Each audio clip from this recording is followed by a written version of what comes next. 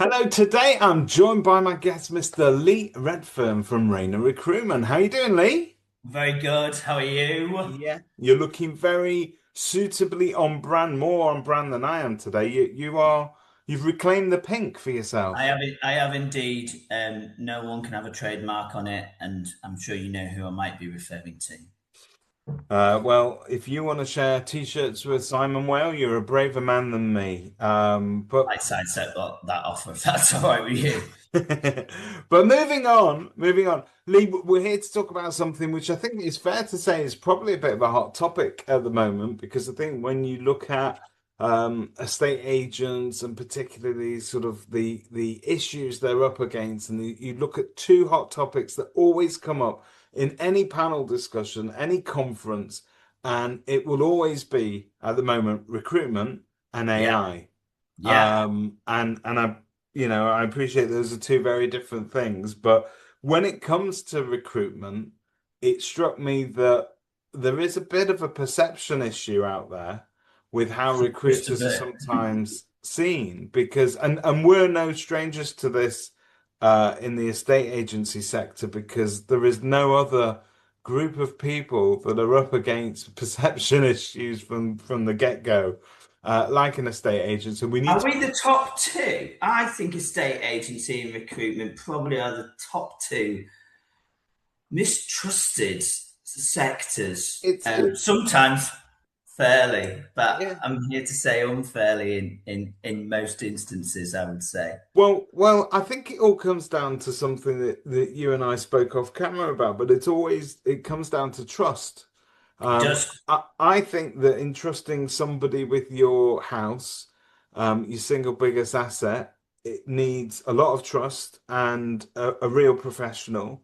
And I think likewise, the things that power our lives are our careers, and that's what puts food on the table, quite Yeah. literally. And I I think, think that responsibility is huge as well. And that's a massive trust leap, isn't it, Lee? yeah, it is. Yeah, it is. And I'd like to think, and there's nothing worse than when people say, yeah, we're different.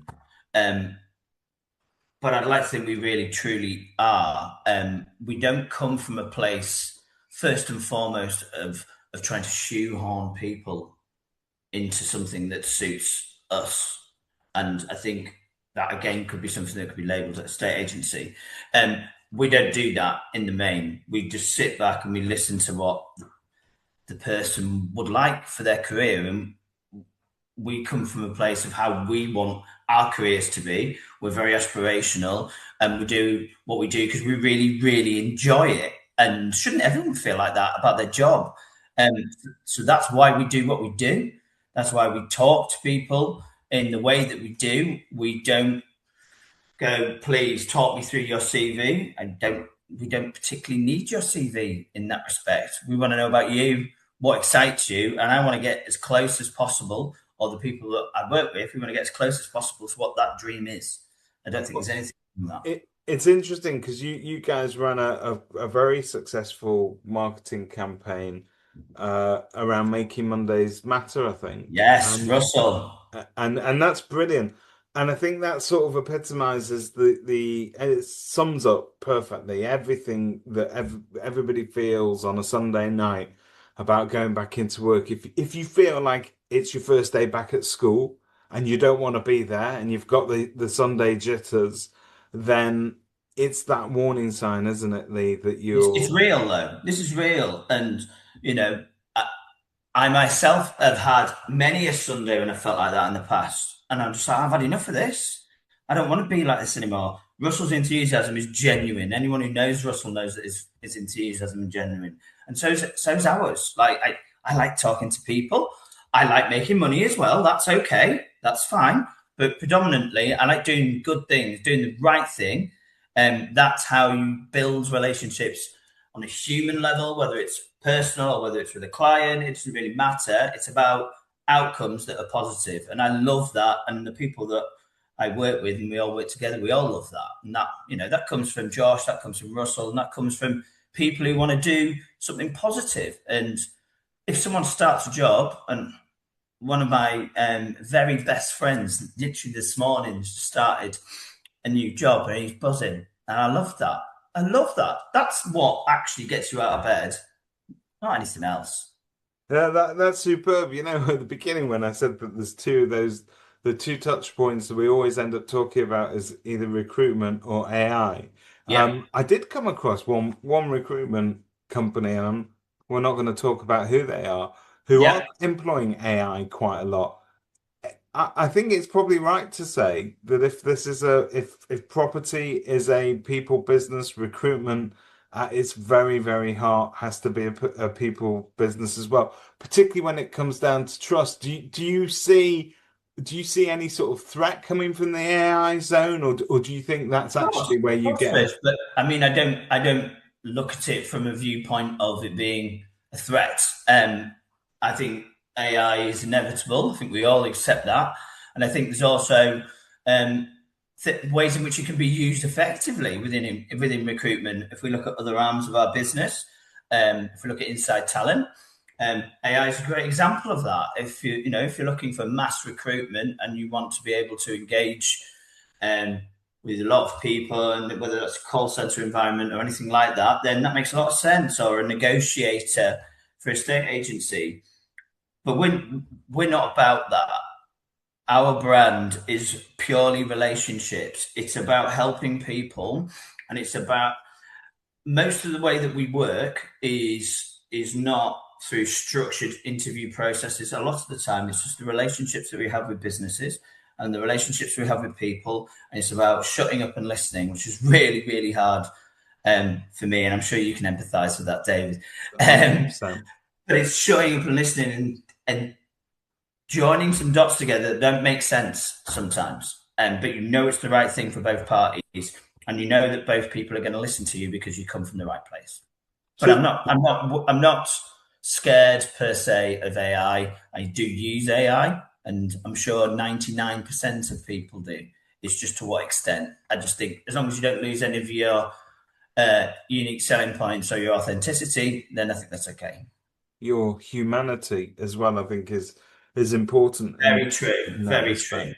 true. And talking of the human element to it, I think it's Mm. probably fair to say one of the reasons why recruitment keeps coming up is that it's weird, the recruitment cycle at the moment, because you've Yes. got on the one hand there are some very decent positions to fill.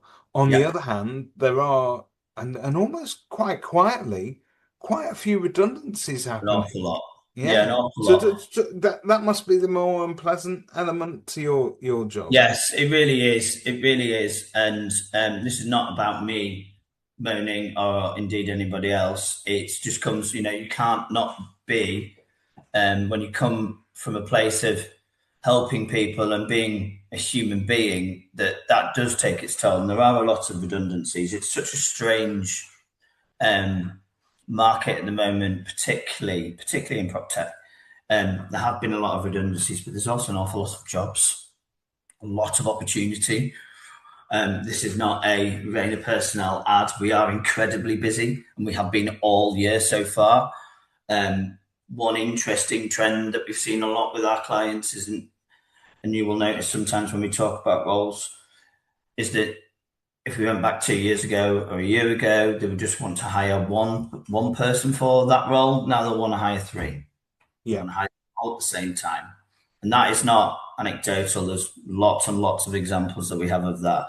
But then also you can get, quite significant redundancies, which we've seen that people have experienced. There's an awful lot of talented people at the moment who've lost their job and it's not their fault. And that is that's hard to balance when you can hear people that you can hear how much it's knocked their confidence.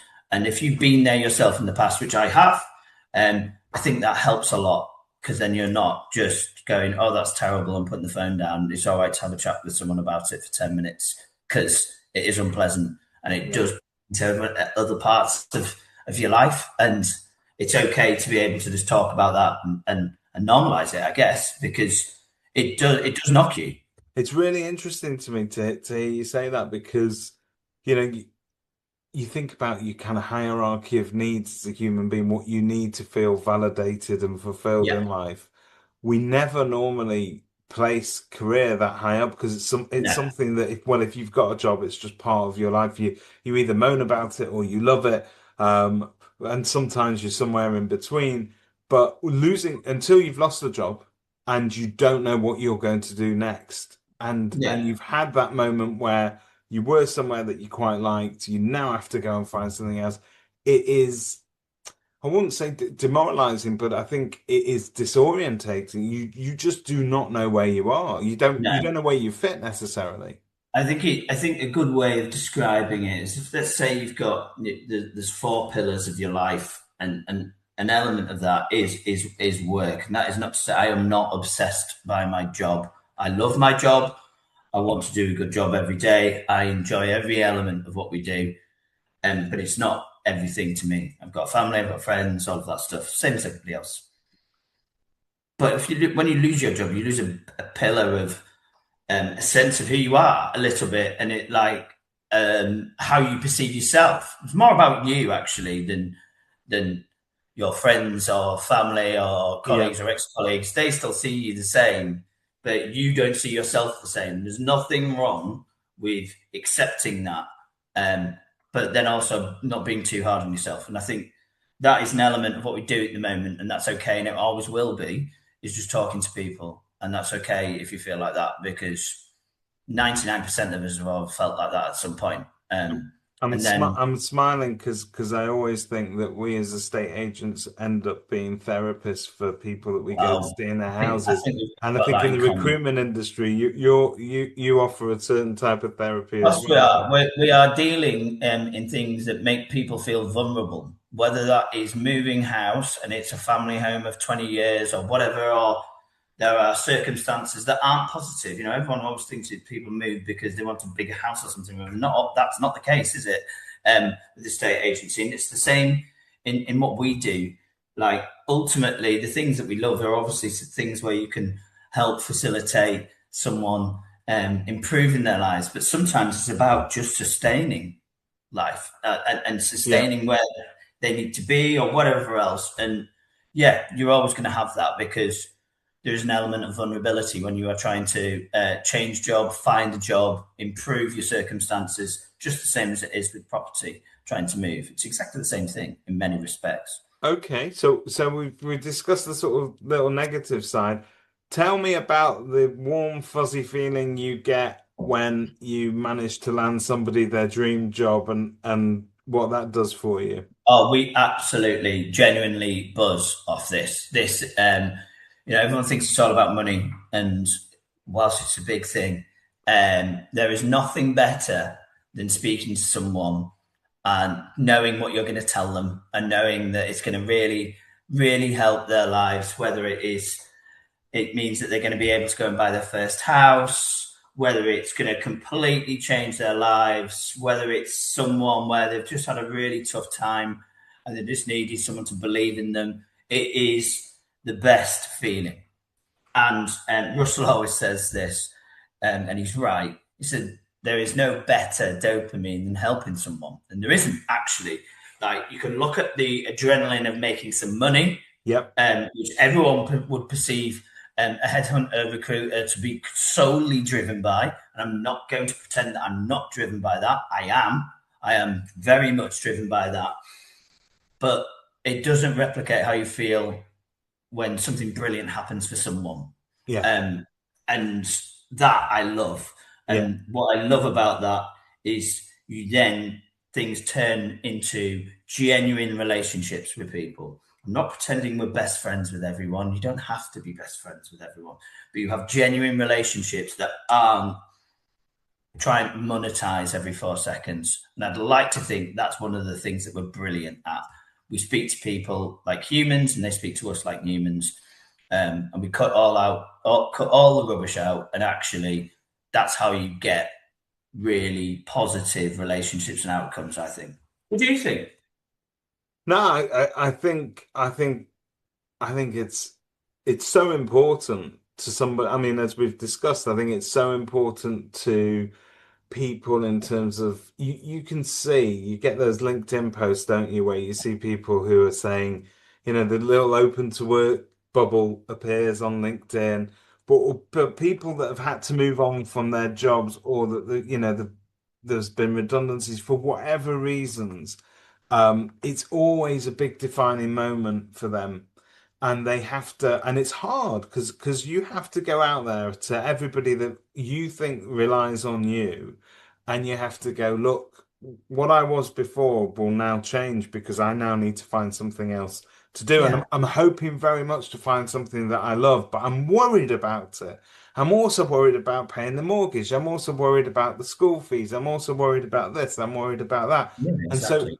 and so what happens is you end up sometimes, some people who are they're under pressure. They will be looking at accepting anything that they can take to fill that void, rather than perhaps what should be their forever job, if you like. It's funny because we talk about matching people with forever homes, but and we don't think about jobs for life anymore, but there are forever careers and there are forever jobs, I suppose, where people say, Definitely careers. Yeah, yeah, definitely careers. Um, do you know what? I've not thought about the want of a better word because I'm not a massive fan of the word synergy, but I am where I am now.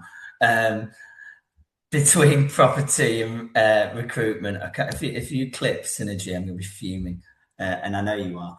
Um, but I think that's it's really it's opened my eyes a little bit because actually it's that vulnerability. It's that, oh god, this is upheaval. This is yeah, real change, it's a not big slide, it's a change as in sliding go doors and do this moment. thing. This is change that you quite rightly should feel apprehensive about, and that's okay. Yep. And I think therefore, I think that synergy, for use of a slightly wanky phrase, but that synergy is really where, with the state agency, we're there to hold people's hand through that time and get them Yeah, through it. It's a hard same. enough job as it is. And I think likewise when you get a good recruiter, I think they are there not just to say, wham bam, thank you, man. There's your interview. Go ahead, let us know how you do. But I think it's more than that. You take the time to sort of understand the position that somebody's in, understand where the anxieties are, so that you can properly sort of place them. And I think that makes all the difference. And that hand holding, I think, is what people need in times where they are feeling despondent. I think one of the things that people say a lot about us, and when I say us, I mean just Rayner Personnel in general, is our hopefully our enthusiasm feels real and realistic. Like we are enthusiastic about things, but that's not because we're just telling someone what they want to hear. We believe that we can help someone, and that's more of a mindset, and that's more of our relationships. You know, we don't sing and shout enough about what we do. I know how noisy we are already, and I'm a good northeast lad at heart, and I'm not really someone who's going to go on LinkedIn and tell everyone about all the great work that either I or anyone in my team or anything else has done. That's just not going to happen. I've got family and friends who will ruin my life if I do that, and I'm all right with that. Keeps you in check. But the truth is we are really good at what we do, and we do a good job because it comes from the right place, and that's why we have the relationship we do. And that's all come from our founder Josh, ultimately, the ultimate connector. But our enthusiasm, that's why we are great at what we do, because we will just go and do it, and we will work harder than anybody else, and we will make it happen because we want to. Well, I think that is something that is worthy. I think that you should be extremely proud of what you do if you do it in that way, because I think it adds a lot of that value. Um, Lee, if I can ask you, obviously it's a funny little marketplace out there, and the world is changing for estate agents in terms of almost what I call mini franchising options, Yep. which are, let's face it, that's a self-employed position nowadays. We used to call them franchises in the old days, but now we call them self-employed Yeah. models. But they're very popular because it gives people really the sort of flexibility and sometimes the lifestyle that they want, but together with the upside of being able to earn money. Um, Yeah. that's not unique to the property game. You guys have quite a distinct model at Rayner. Do you Right. want to just talk to us about Yeah, how of course. yours works?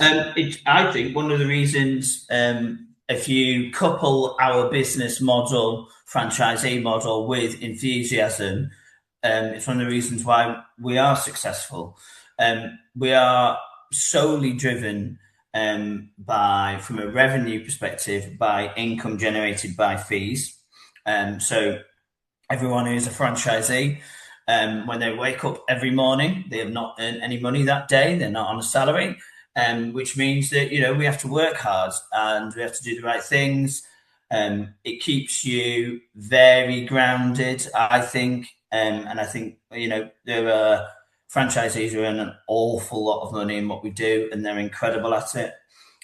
Over 25 grand last month, someone was paid. And that comes from expertise and energy and drive. And I've never ever owned my own business before. I've always worked for businesses. Been lucky. I've worked for some really good companies, but I've never done it before. And I got Raynered to a degree. Thankfully, it was a good thing. But Josh was like, "Come on, come and do this, come and do this." And I just thought, you know what? Sod it. And it's the best thing I've ever done, because yes, I work really hard, but my lifestyle and balance is great. I have to go to London a bit too much sometimes, which is not great for hangovers, but that aside is perfect. Like, I get to go and pick my daughter up from nursery whenever I want. If she needs to come home because she doesn't feel well, I'm here and I Yeah. can move things around. The balance is amazing, and you truly allowed to be yourself, which is really empowering. And you ultimately start to build your own brand up, I guess. Again, I'm dangerously close to making myself cringe, but in a way, I like that, because it means that it keeps you honest, keeps you sharp, and it means that I like personally, and this probably goes against what most people think. I like waking up in the morning and going, "Whoa, where what we're going to get out today." I Well, like that. That drives me in, and I've recognised in myself that this type of business and business opportunity is good for someone like me. What do I mean by someone like me? Someone who's got ADHD and can probably do a full day's work in 4 hours, and then probably needs to not go and do something else for a bit. yeah, Um, yeah. so that's I sort know of where that. I come from. I know the Um, feeling. Um, Most people, anyway, if you've got ADHD and you're ready for a change, this is the right place for you. Have a chat with me. no, well, it's fantastic, and I think both our sectors attract a lot of people who are slightly, what's the word, neurodiverse in terms of ADHD, Definitely neurodiverse. Yeah, do because you know what? I'd love to know the percentage, and I haven't done it. I'd love to know the percentage of people in Rayner Personnel that have ADHD. right, I'm confident it's we're, north of we're gonna 50. get the psychologist in to analyze you guys. But I'll tell you what I Please do don't. like about Rainer Personnel, and I know this because I have heard this from somebody that I know to be looking for a job at the moment. That in as much as yes, you won't earn anything until you place somebody, and I get that. That's where the pressure for fees comes from. But none of you are selfish. So if you get thrown a candidate where you think, actually, I don't know anything about the sector that they want to go into, I think they're Yeah, better off being placed with Russell or with Josh. And likewise, I've seen Josh do it the other way, where he says, absolutely. you know what, this is great, but this is absolutely for Lee. And I That's think some, exactly how it works across the entire business, and always will do. The reason that I highlighted the business model is actually the opposite. It's actually to explain why we are as we are and how we work as we do. We are not we're not propped up by a substantial salary or anything like that. So we've got to get things right. We've got to get things right for the candidate and for the client. And if that means that somebody else is better at that, then that's the right thing. And if you do the right thing every single time, you do it as much as you can, knowingly, then everything falls into place. The money comes by doing the right things over and over again. We say it sometimes to highlight, if we're speaking to someone who's really commercially driven, is to go, well, look, just so you know, I'm not entering this to help you, um, just to be pleasant or anything else. We are outcome based Yeah. in how we do things. So don't worry. Like we're not fobbing you off. Like Yeah. we We're want a to help. for-profit business. Yeah. Exactly, exactly. But if you, I think people see straight through you when you're just in and out to do a deal. Great, you'll have done that deal, but we're in it for relationships. That's where real success is, whether it's for clients, candidates, or for ourselves. Okay. Lee, I'm going to ask you a question that I've not prepped you for. Whoa, But bearing in mind that our audience is probably a pretty even mix of suppliers and also agents. yeah. Now you work very closely with suppliers. What is it that you think that suppliers need to understand about recruiting and recruitment that you feel that they sometimes, underestimate or they don't see? I think so. There's two key elements here, and it's something that we say to our clients all the time. It's first of all, what's your burning platform? You will have a problem. What is it? Let's talk about that. The second thing is not identifying, or no one ever has enough time typically in businesses to sit back and look objectively at their business and think, this is where improvements could be made. So a lot of our work, David, is not actually we have this job, we have this candidate. It's going to talk to companies because we've got a brilliant person who can add value. If we talked about something like partnerships, which is quite vogue now, if you went back 5 years ago, no one had partnership director hardly, and now everyone does. But it's actually right. You might have one, but what are we getting out of that? And it's that Correct, yeah. objectivity of being able to talk to businesses and go, look, we get it. I get it. For my entire career before this, I had no ability to be able to go and sit back and go, oh, what do we need to do here? No, I'm in the day, I'm in the month, I'm in the year. I get it. But we can be really objective and go, we think you might have a gap here, or would you like to consider this? I think that's really important.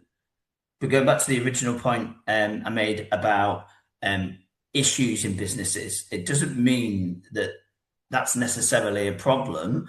It's about someone doing all of the heavy lifting. It's about someone going, right, you told me this problem. All I want is half an hour. I just want to talk to you about it, explain it all. I'm going to shut up and then I'm going to come back with some solutions. That's what that's what's really important. I don't think people identify that enough. They just go, oh, I've got this problem. And And they just think we're going to be sharks as well. Let's have it right. Everyone thinks whether you're a estate agent or whether you're a recruiter that you're a shark and you're just in it for money and a fast buck. And lots of people are, yeah. and that's why people have the perceptions of both industries that they do. And we're just trying to be ourselves and do a good job. But I think I think they're that's two key challenges. I think that's commendable, and I think that, I give the same advice to estate agents as I would give to recruiters. I think at some point you've got to own that. You've got to understand the reason why people feel that way, and you have to go out there and prove them wrong, and then be proud about it. Then I want you to, then I do actually want to hear you shouting about it from the rooftops, because I think Yeah, that is what changes perceptions out there. Because if we don't crow about those successes, sometimes I think we're not learning the lessons from them. We learn too many lessons from when it goes wrong. When it goes wrong, some of life's hardest lessons are from the stuff that goes wrong. But when it goes right, when you add value, when you actually are sort of moving somebody on to a better quality of life, and what you do has that influence, I think you need to be able to talk about it. probably we don't do that enough. I think that's fair. I think that's fair. We have the sort of culture where we focus on positives and negatives in the same way. Um, but I think as humans we're not always wired up to go well done us. Well, well, I think you're right. let's get you doing a bit more of that then, I'll Lee. do my Um, best. uh, so, uh, so that was your advice to suppliers. For people that are out there in the job market, looking for work within perhaps the supplier sphere and the sort of services related side of the property industry, Yep. what do they need to know about hunting for a job today that is different from, say, it was, 5 years ago, whenever they might have done it last? First of all, keep the faith. It's not easy. Don't be too hard on yourself. It's horrible. And just remember you're the same person when you had a job to when you don't. That's the first thing. I think you've got to come first of all from on a human level. It's really, really important, particularly when you're in a volatile environment, industries where like the boom and bust that we were talking about before, where you might have lots of jobs here, but then there's lots of redundancies there. It's trying to keep yourself in an even keel. The next thing is the introduction of AI. There's no denying that AI is in a lot of instances used as a gateway barrier, whichever terminology you want to use, um, with businesses if you are applying with them directly. This is not a recruitment advert. I promise you it's not. This is about the best things to do. It's about relationships. It's about leaning into your relationships, whether that is a headhunter, a recruiter, a former colleague. It's about talking to them. It's about asking them, how can I go and speak to this business? And if not, if you don't want to do all of that work, guess what? That's exactly where we come in. But it's about if you apply for a job through a platform, through a portal, that's going to be difficult. You need to make yourself stand out because in a lot of instances that will go through AI tools. I It's so important. I heard this. Somebody asked me to look over their CV, and I thought I was doing them a favor, and I ran it through an AI tool that basically made it look better. Yeah, And they came back to me and they said, "Oh, no, no, no, that's not what I wanted." Because a lot of they reckon that a lot of these platforms don't they actually recognize AI and they correct. kind of discount it. They want the real Correct. deal. That's true. Look, first and foremost, I despise CVs, and I shouldn't say that, bearing in mind that first of We're on all, the same page I there. mean, I despise them. It's utterly impossible to be It's able to put. horrible and it's demoralizing to have Of to course, it is. put your entire worth onto a piece of paper with dates on it. And It it's just just it. I mean, there are things that if you want to give yourself a chance to, then please, put examples in there. And if you are fortunate enough to be able where there is numbers or attach rates or performance pertaining to that, show it, show real life examples. It doesn't mean you have to, say who the businesses are, but just show how you've done something. Businesses are more interested in how you've done it, not the outcome all the time. It's showing I know how to do something.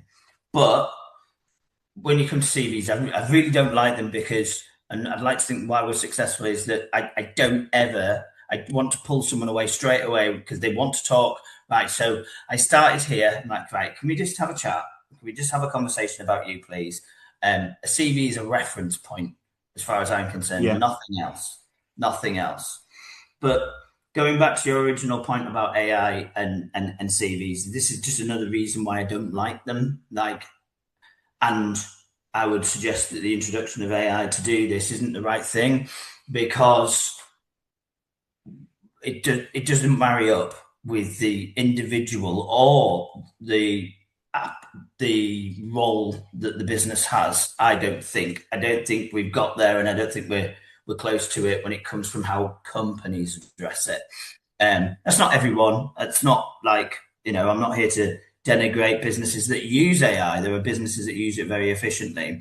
And it's about knowing that and knowing if you put applications in on businesses' websites or on portals or on LinkedIn or anywhere else, know that that might be possible and try and build relationships either with the recruiter, the headhunter, the talent acquisition team, someone in the business, someone who's going to champion you instead of you just relying on a CV that is not a true reflection of you.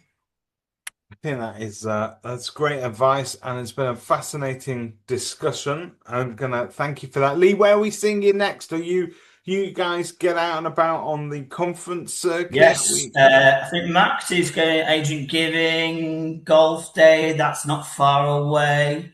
I'll be at the agent giving ball. I will be at Kerfufflecon, Hey, which are I we? suspect is what you wanted me to say anyway. Well, a plug for Kerfuffle Con is always We're very always excited. worthwhile. Yeah, we've got a Um, stand. We're very excited to come. We're going to bring even more fun than you lot. That's the plan. oh no, no, no, it's on, Gauntlet is it's down. on. Challenge We're not accepted. scared. We're not scared. We're up for it. Thanks for the invite today. I really appreciate it. No, no, really, really appreciate talking to you because I think it's a subject we don't get the recruiter's perspective on enough. We all have our thoughts about it, but it's been great to get to know the humans behind the business. So Yeah, that's us. We're all humans at the end of the day, aren't that's we? it. In the Thank, main. thank you. Cheers. See ya.